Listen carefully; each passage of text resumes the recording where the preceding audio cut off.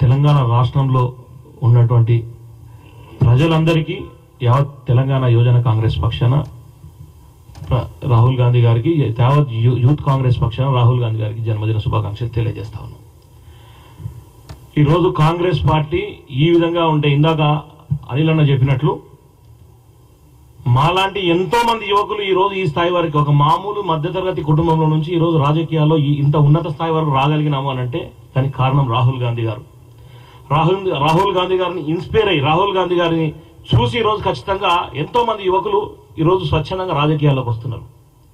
రాజకీయాల్లో ఉన్న చెడును తుడిచిపడేసి రాజకీయాలలో ఈరోజు ద్వేషాన్ని తీసి ప్రేమను పంచమని ఈరోజు భారీ ఎత్తున రాహుల్ గాంధీ గారి పాదయాత్రను చూసి ప్రజలందరూ స్వచ్ఛంగా, మీరందరికీ తెలుసు బీజేపీ ప్రభుత్వం దేశంలో ఉన్న ప్రజల నమ్మకాన్ని కోల్పోయింది. బీజేపీ ప్రభుత్వం ఈరోజు ఒకప్పుడు మీ 10 సంవత్సరాల్లో వాళ్ళు చేసింది ఏమీ లేదు అని చెప్పి తేట తెల్లమైంది.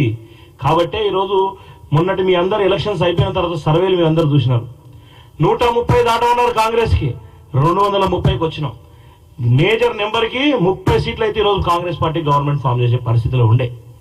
కానీ ఈరోజు బీజేపీ ప్రభుత్వం 400 సీట్లకు పోతా అన్న బీజేపీ ఈరోజు కేవలం 240కి దిగజారిపోయింది.